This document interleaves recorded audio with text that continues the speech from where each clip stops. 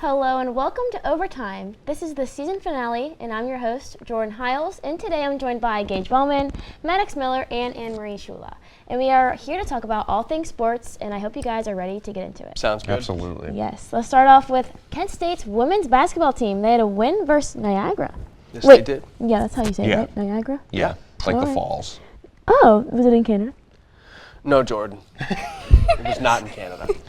No. I just thought I might have said that wrong, but I don't know. It was the one in New York, and I think Maddox Yeah. can tell us about that. No, yeah, it was a good win. You improved to 5-4 in the season, which is much needed. They came off a tough loss against Colorado State. Yeah. I believe it's a good way to enter this winter break, as they aren't going to be in action until about, I believe, the 16th of December. So a good way to end things off for now for a few weeks and then get back. It was a good win by, I believe it was by like 11 or double digits or They something had a like that. double digit point. They built it on towards the final 12 minutes of the game for most of the time. Yeah, no, I think the So final they- score is 89-73. yeah. They did well. Yeah, just a good all-around win. Especially two players I want to highlight are kind of the stars, I believe, of this team. Jenna Batch, I believe it's Maya Babbitt. Yeah. Yeah, Yeah. Maya Babbitt. 45 combined points between the two of them, 23 and 22, respectively. Just a really good outing from the two of them. They shot well. Just stuff you really like to see early on in the season, as MAC play is right around the corner. So Those two were the ones that helped the most with to build that 12-point lead. And Yeah, Maya's only a sophomore. yes, Only a sophomore, and she was already named, I believe, a couple of weeks ago. We did a story on the newscast. She was actually MACO Player of the Week. So you've got some talent Yeah, for she's sure, and you young. really need to capitalize. And I agree on with what Maddox said. You really should try your best, a full-on push. One thing I noticed, they're a good shooting team for sure, and when you're playing a lot of space, obviously the MAC is a tougher conference. It's not as like big and spacey with lots of shooting as other conferences, especially Power 4 ones. But not football, that's Power 4. But in basketball, when you have the opportunity to shoot, you should definitely capitalize. And I think Babbitt and Batch are a good 1-2 duo in the backcourt there. Yeah. So when you have two guards that can really shoot the ball around and move it, I think you need to capitalize. I think you need to win games. Yeah, I also want to highlight Tatiana Thomas and Bridget Dunn. They both scored pretty high, and Dunn is really good down there in the paint. She has 12 rebounds. It almost had a double-double, and I believe she had a triple-double, I think, last week or 2 weeks ago, which is really solid. Yeah, you got to keep Thomas in there for sure, especially with rebounds. When you have rebounding opportunities and you have the boards that you can get, that gets shooters open because all the attention's being drawn into the paint. So once you get out of the cluster mess and all that stuff, you can kick out to a Babbitt or a Batch because you're not going to need them when you're getting boards. When you got Thomas down there getting down 10 boards a game, I'm not sure what she's averaging. I don't know if it's 10, but I'll trust Jordan with the stats there. That sounds like a really good foundation that you can get your second MAC title on. At least to me. No, I mean, absolutely. This is what you want in a basketball team. You want to be able to attack the boards, grab rebounds, and if you have players who are capable of shooting, you're able to kick it out and get those shots up, which it appears Batch and Babbitt are able to do. Another thing I want to highlight, I don't know if those two players you mentioned are a part of this, but Batch, Babbitt, and two other flashes, we have 4 total flashes averaging double digits per game, and that is a recipe for success. We'll look at the men's side later. There's only 2 on the men's side averaging double digits, so it's really nice to see a lot of contributors coming for this Kent State women's basketball team. And Yeah. speaking of that, the team did have 26 assists, which is the most since January 19th, 2012 against Buffalo. So they keep that up, and they play Virginia.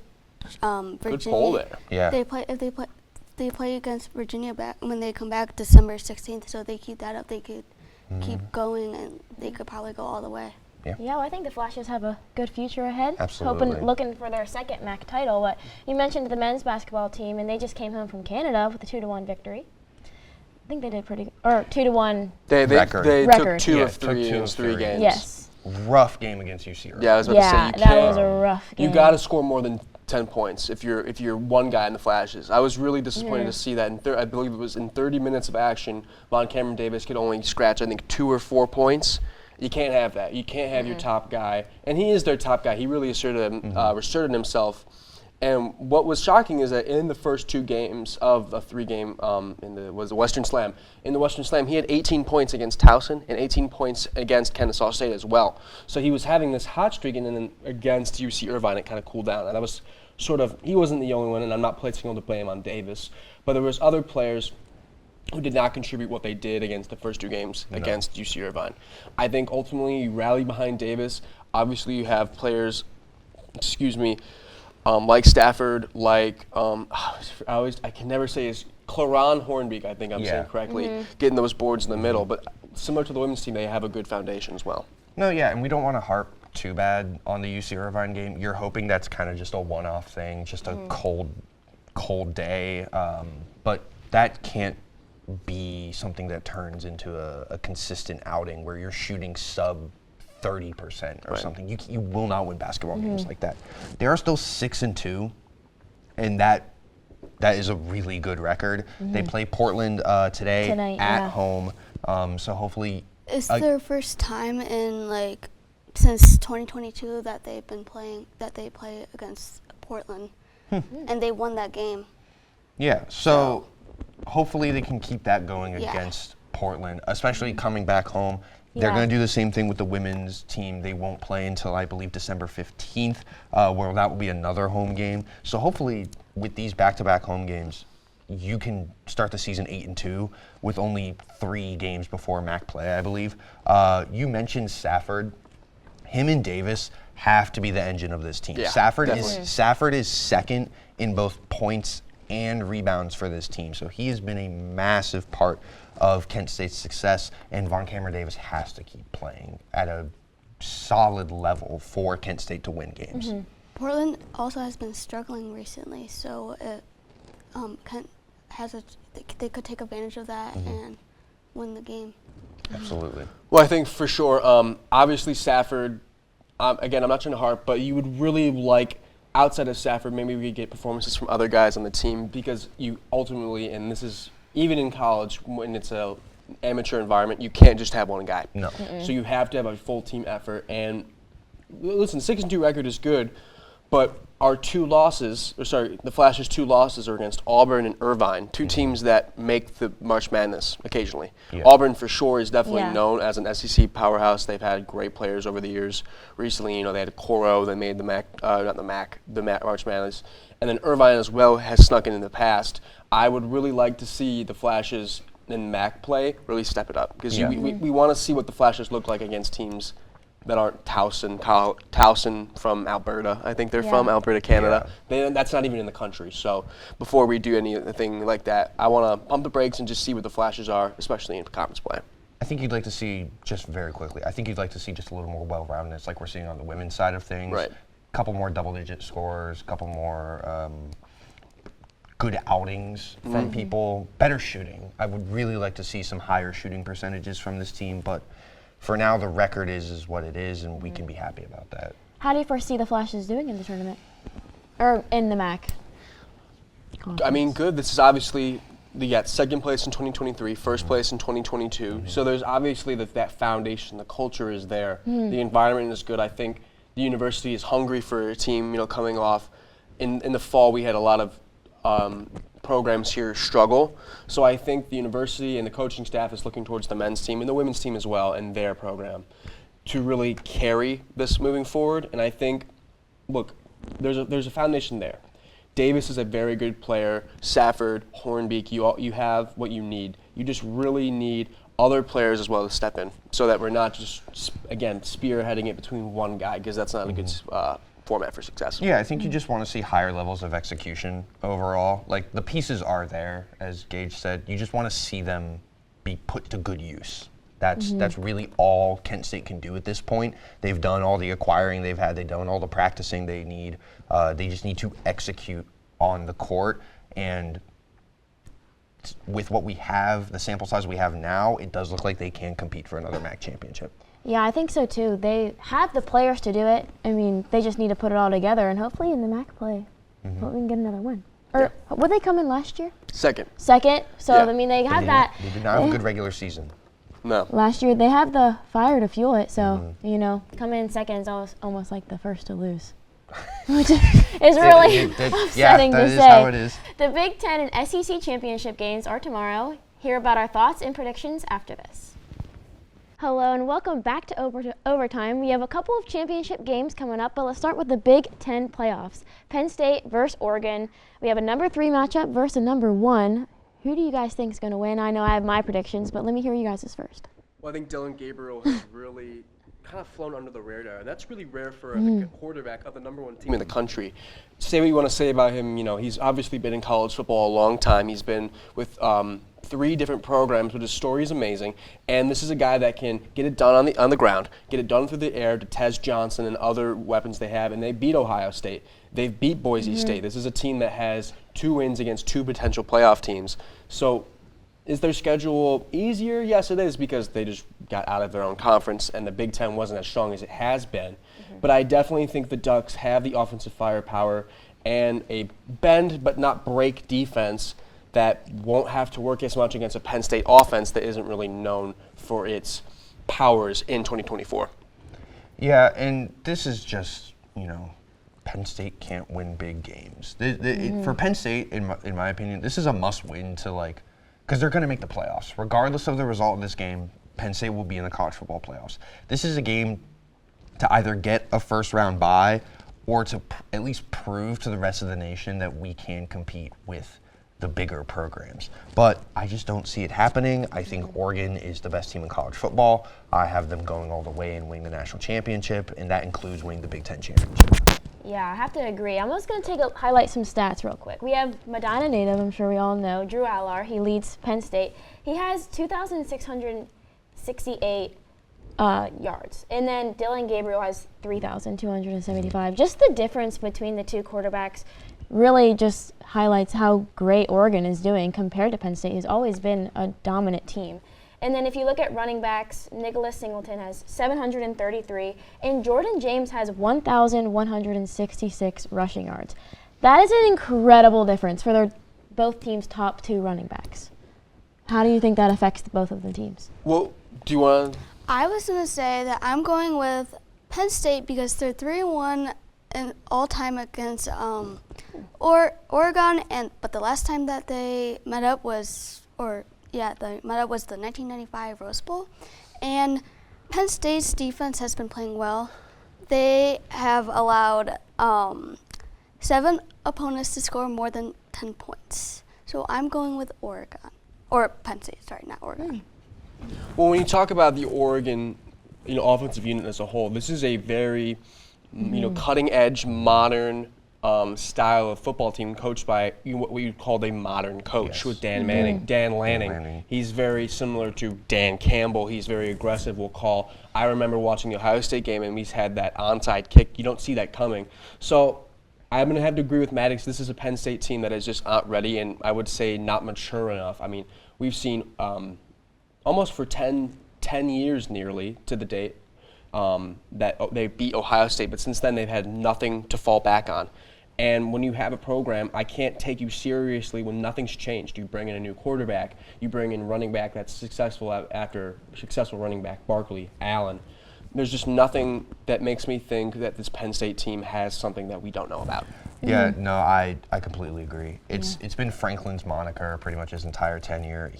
He's been hanging his hat on that one Ohio State win pretty much his entire coaching time at Penn State. I just can't convince myself to be, finally the perennial third place Big Ten team or is going to finally win it and break past. Well, let me ask you something. And you said Penn State will get in the playoffs. And I see what you're saying because the back end, that 5 to 12, and this is honestly an opinion of mine that there probably shouldn't be 12 teams, but that's a different question and I won't. Yeah. Why would you then say, look, the Nittany Lions deserve a spot in the college football playoff when they have no signature wins? A loss against Ohio State, a loss against Oregon, right? If we're saying Oregon's going to win, what do you have to fall back on? Because there's plenty of teams, for say, Louisiana, they're going to win the Conference USA. And I get it's not Penn State, but then it's sort of like I feel like we keep moving the goalpost for Coach Franklin, and quite frankly, I don't think he deserves it. What would your rationale be behind that? Just a friendly question. I get it.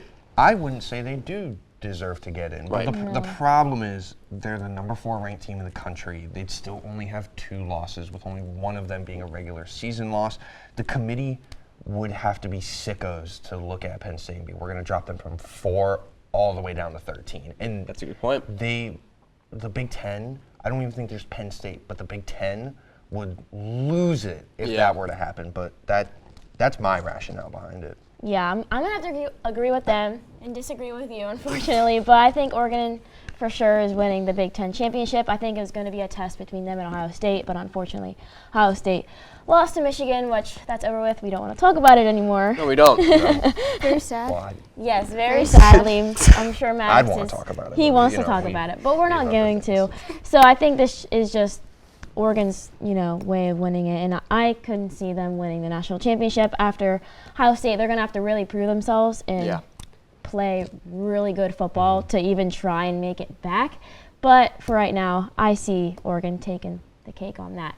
But now we have the SEC championship, Texas versus Georgia. This is going to be a good game. This is a very good game. This is Texas's inaugural season in the SEC.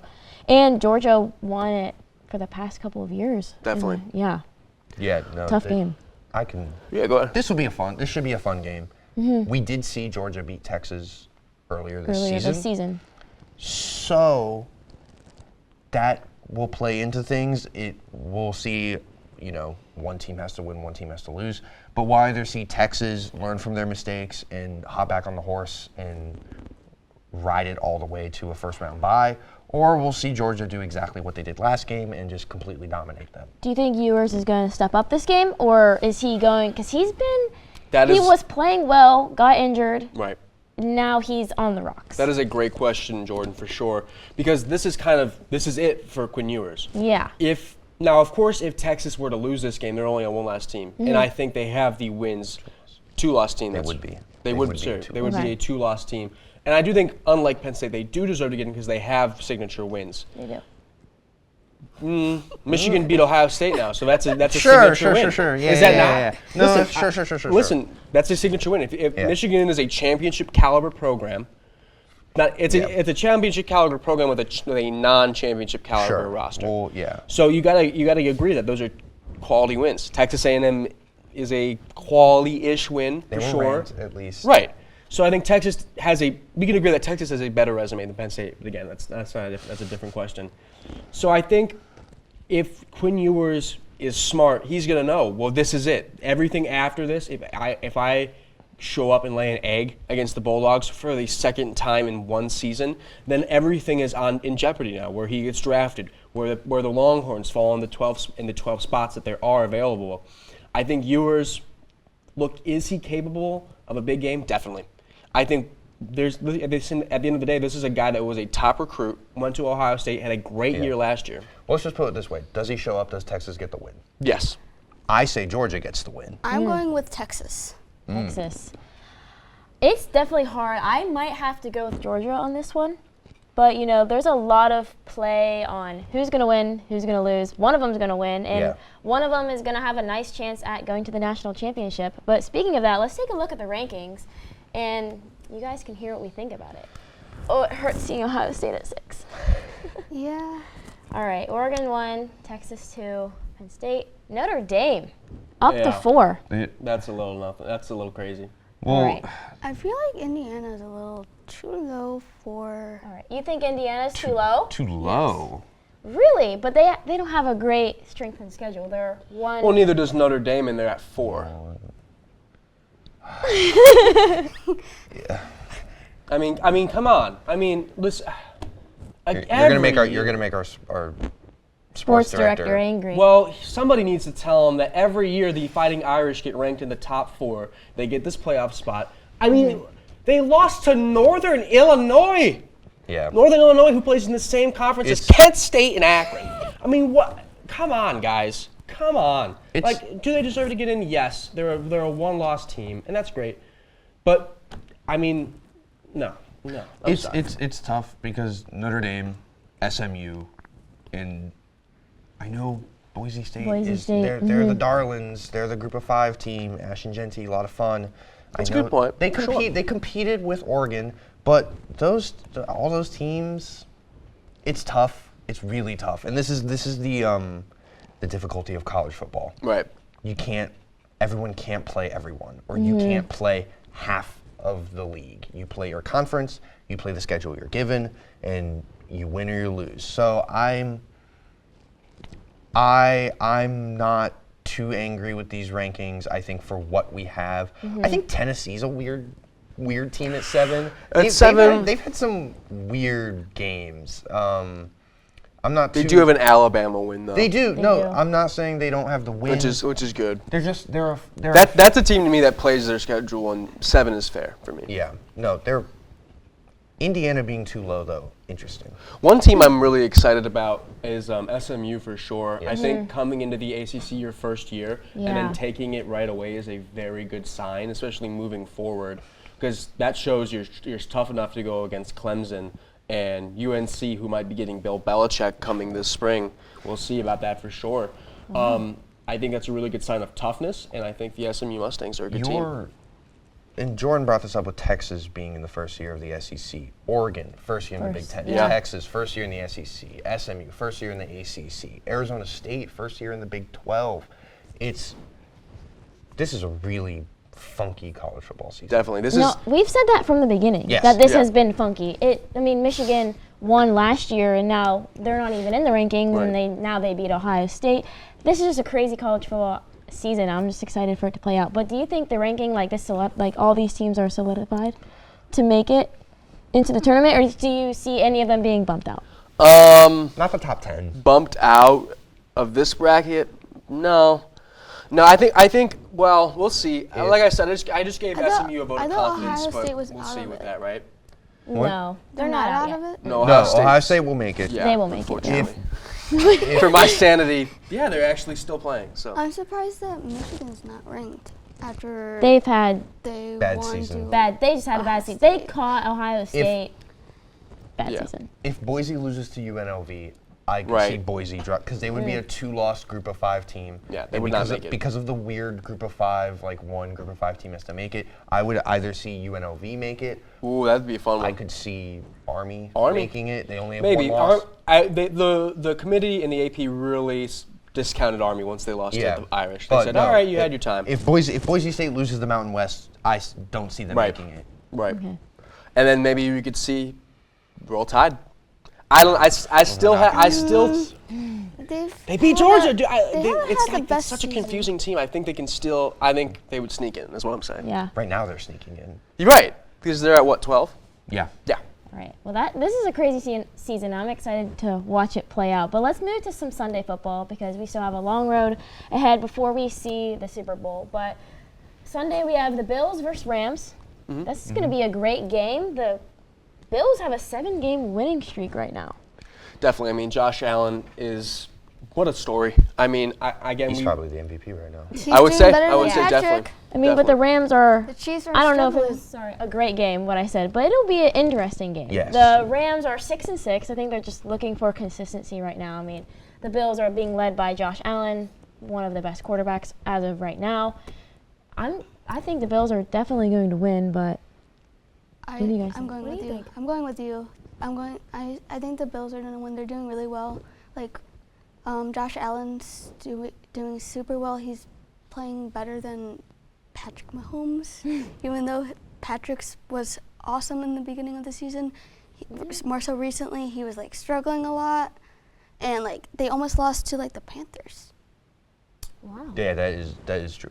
Yeah. This should be a Bills blowout. domination. Yeah. They're This should probably be gonna win absolute the domination. AFC As a so- whole. as a whole. Yeah, they've I was already gonna say they already won the AFC East. East. Yeah, They they'll clinched a probably wild card. move on. Well, I think the steel curtain's going to have something to say about that. The Steelers? Oh, I was like, they're not playing the Steelers. No, but Got it. No, we have a Browns. she said We have a AFC as a Browns, whole. yes, So that's matchup. you got to talk about the Steelers. You got to talk about the Steelers are Ravens. still top of the AFC North.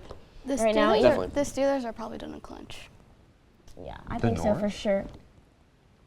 Yeah. Yeah, Well, okay. I mean, they're in that's been first. They wonky won, too. like, 9 Browns games, I think. beat the Steelers. We play them this Sunday at Acrisure. I'm going to say at home.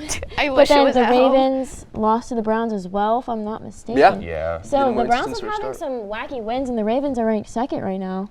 How do you guys feel as Browns fans with these wins? But then the Browns are doing horrible against other teams. I don't know whose hoodie that is. I mean, yeah, it's a confusing process in Berea, Ohio right now. I'm not really quite sure what their trajectory as a franchise. You have games where you see Winston looking like an MVP. You have games where he looks like Jameis Winston. That's just Exactly. Jameis. I He think can- that's just right, Winston. and that's what he is. He's like winning games, and then he's like losing games for the Right. Browns. So Yep. I'm just like, where is he going to find that balance to be Yeah. able to strictly win games? Because he has that starting quarterback spot right now, but is he going to continue having that? Do you Hopefully. believe? Hopefully. No, do you think? Well, previewing Browns Steelers a little bit, the Browns just seem to have this knack where they play a divisional opponent, they play really good against a divisional opponent. Because that's just kind of what happens. Yeah. Not to bring my Lions into this, but we saw the Bears compete with the Lions. The Bears competed with the Vikings and Yeah, the Packers yeah. as well. Divisional games bring out either Different football. they bring out the best in the team or they bring out the ugliness of a team. Yeah. A lot of divisional games can get really ugly where it's just the teams can't figure out each other even though they've played each other so many times, twice a I mean, we season. saw the Bengals and the Steelers Steelers. go into a shootout. Steelers don't win shootouts. They win Put up 40 points, too. yeah, they win. Yeah. They win 16-10 Chris Boswell games. Right. They don't win shootouts No. against Joe Burrow. But it's really weird. I do see the Steelers winning the AFC North I because feel like it's going to be an ugly game. And the Browns have like a 28% chance of winning. And the last time we played the Steelers, everyone was like, the Browns aren't going to win. And they won the game. And I'm like, it's not 0% chance. There's still a chance that they could win. I feel like the Steelers are going to win. Hopefully the Browns do upset them and win and prove everyone wrong. Yeah, well, hopefully, I think a part of that had to do with the snow. Hopefully it's not snowing in Pittsburgh on Sunday. Well, it's both Both teams. teams played It's both. at the snow. Yeah, that's And you're from true. Pittsburgh. You're not from Miami. No. You don't get to pretend like you're playing in the Gulf of Mexico. You play in the same region as the Browns do. I Open forget air who it stadium. was, but one of the Steelers players blamed the snow George as Pickens. if the George Pickens. George Pickens. Yes, George Pickens. And you gotta love him. he fought Greg Newsome at the end of the game when the Steelers tried to get that Hail Mary. So instead of helping his team try to win, he was fighting another player, and he blamed the snow Well- as if the Browns didn't play in the snow. I'll put a bow on the Browns Steelers thing, and Jordan talked about this a little bit. It's in Pittsburgh. The Browns have not won a game in Pittsburgh since 2003. That was 21 years ago. Well, a playoff game. Well, yes, that's true. But Regular strictly season. regular Yeah. season. And again, it's another year where the Browns have no real structure on offense. They have no real structure in the front office. I don't see the Steelers giving up more than 14 points in this game. I think it'll be a Pittsburgh They are win. looking for revenge after they Previewing lost. another game, we have the Chargers versus the Chiefs. The Chiefs are 10-2. They've been doing really well this season. I forget how long they've been undefeated for. Not They're relevant. 11-1. Yeah, 11-1. Okay, They're they're first in the 11-1. AFC West, and then the Chargers. They're just really fighting to stay relevant right now. I feel like they're 6-6. They're in second. Chargers? They're behind the Chiefs in their standings, I thought. The Chargers, I believe right now, due to the Broncos winning, are in third.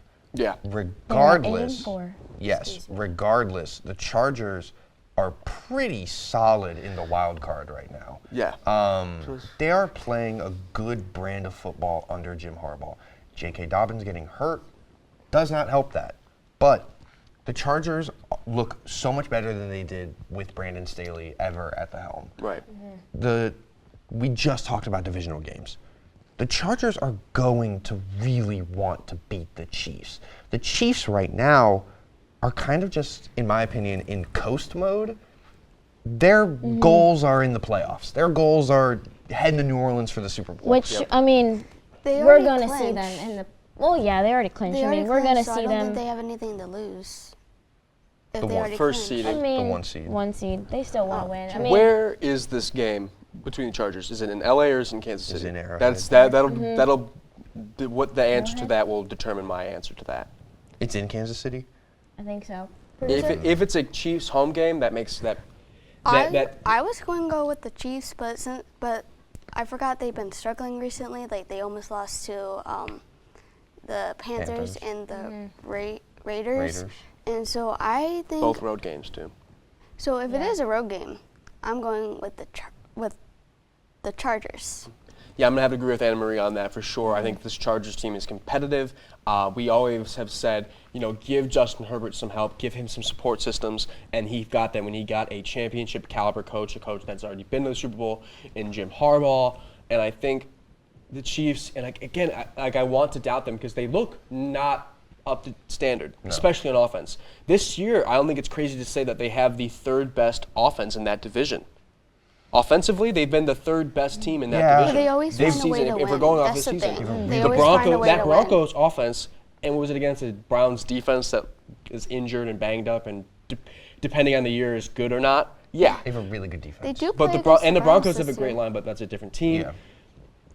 I think, honestly, if this is a game in SoFi, and is it? I don't know if we asked, but I like the Chargers. I think. it's in KC. Oh, then I got. I'm gonna Yeah, go. I'm gonna go with Chiefs. The just Chiefs are 'cause, probably gonna win because they always find a way to win. Yeah. But If I'm this still is like a gonna go with the Chargers 4-25 because start, the Chiefs are going to pull off some America's Game of the Week voodoo magic and probably somehow pull this one out. Then Yeah. I'm going to have to switch my answer back. I'm going Chiefs. I'm going with the Chargers. Chargers? That's good. I'm I going like with the I like your Chargers. bravery. That Yeah. something that I cannot do myself. The Chiefs always find a way to win, but I feel They like do. since they've been struggling recently, and I've noticed that most of their games are like pretty much close in scoring.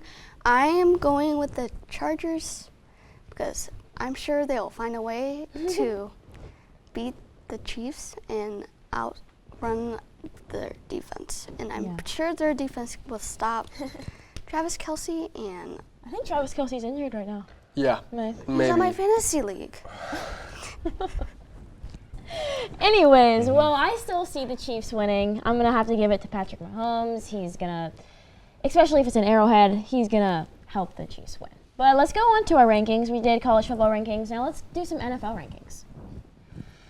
Lions, Maddox. Yeah, Love to no, see I it. mean, it's Anyone great. Up there. Bills, I'm Chiefs, surprised. Steelers. I'm Nice. surprised Steelers are 5 and the Chiefs are 3rd. I thought the Chiefs would be higher, but they've been This is struggling recently. pretty. I think the Ravens are. I think we can put the Ravens ahead of the Packers. I think we can put the Ravens ahead of the Vikings. Commanders ahead of the Chargers. No, Chargers ahead of the Commanders.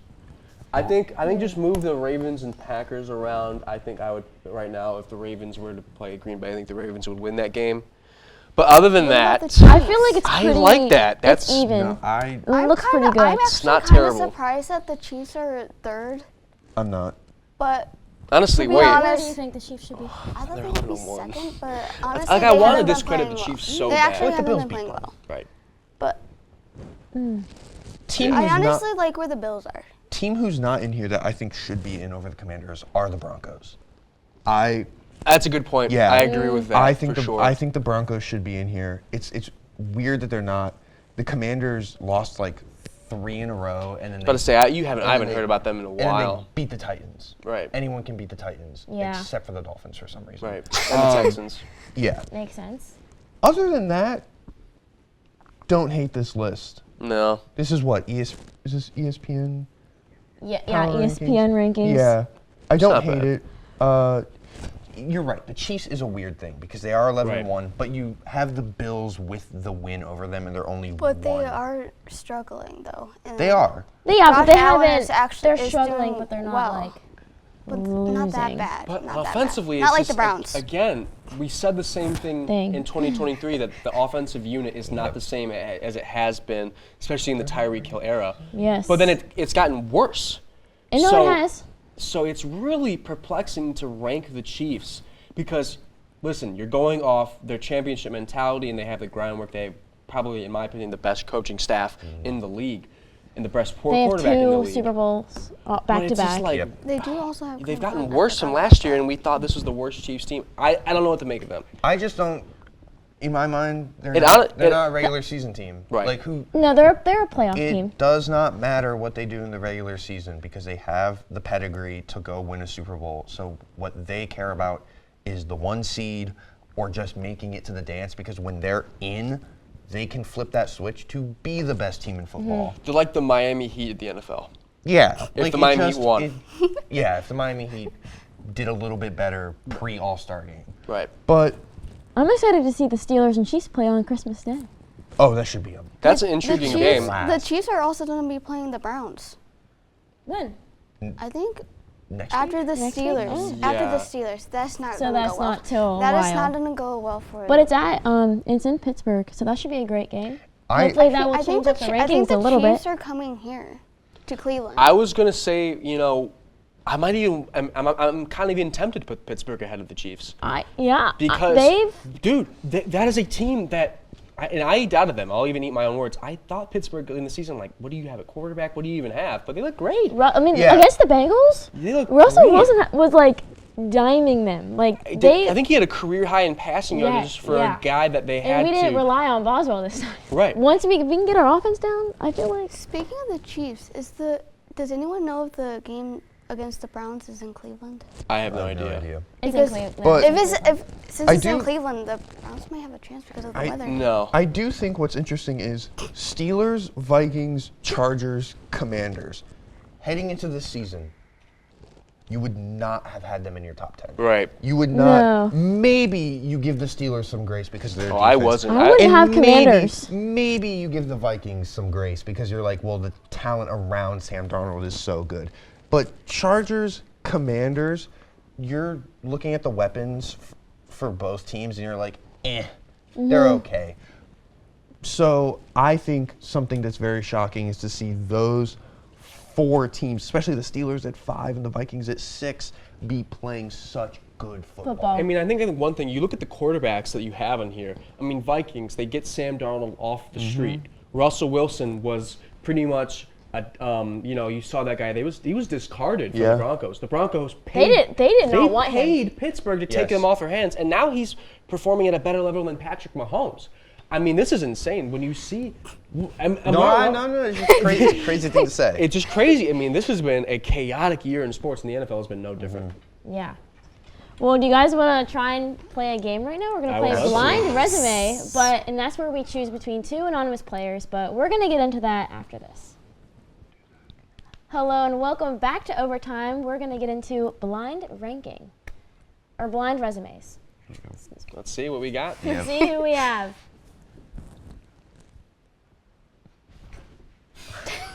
There we go. There we go. All right, 84 receiving receiving yards. yards. Player A. I think I know who. Okay. So we have to guess who they are. No. They're practically we the have same to- person. We have to pick Yeah, they are like similar. Where did it go? who we want. Who would we rather have? Who would we rather Okay. have? I think I know who one of these is. I'm going with player A. I mean, he only has 84 more. I'll do a spin on this. I'm going to go with player B because you to only have 4 less receiving yards than A with 5 less catches and the same amount of touchdowns. Probably leads me to believe that this is a guy on a team with maybe not the best offense. Yeah. I can. Which makes me think one of these guys is CeeDee Lamb. What do you guys think? I'm going with player A. I'm going to have to agree with Gage. Player B for Yeah. sure. I'm going player Don't know B. who it is. Their I'm offense going is player not B. very good. I think player A is Tyreek Hill. That makes sense. That makes sense. Dolphins. Offense I think it's is good. Tyreek Hill and Oh! I was right. Right. Let's go. Brock Bowers. Brock Bowers is having a monster. I mean, that's a rookie tight end on a team with not even one real quarterback. Holy crap. That's amazing. He's so good. He's He's so doing that with I Aiden I O'Connell. went differently than you guys. Yeah, And, you picked right because for a tight end, Right, definitely. to have Yeah, those stats, that- I would take that over a receiver with those stats every single time. They need to get him a quarterback. Yeah.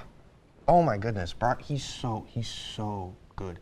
I don't know what it is, but rookie tight ends have been, for the past few years, have been having some pretty standout seasons. But yeah, CeeDee Lamb. I knew it. I was like, the production is there, but there's like a missing piece, and it's Dak Prescott. That's what it is. Yeah. Yeah. If you would have had him there, that would have really bumped the stats up.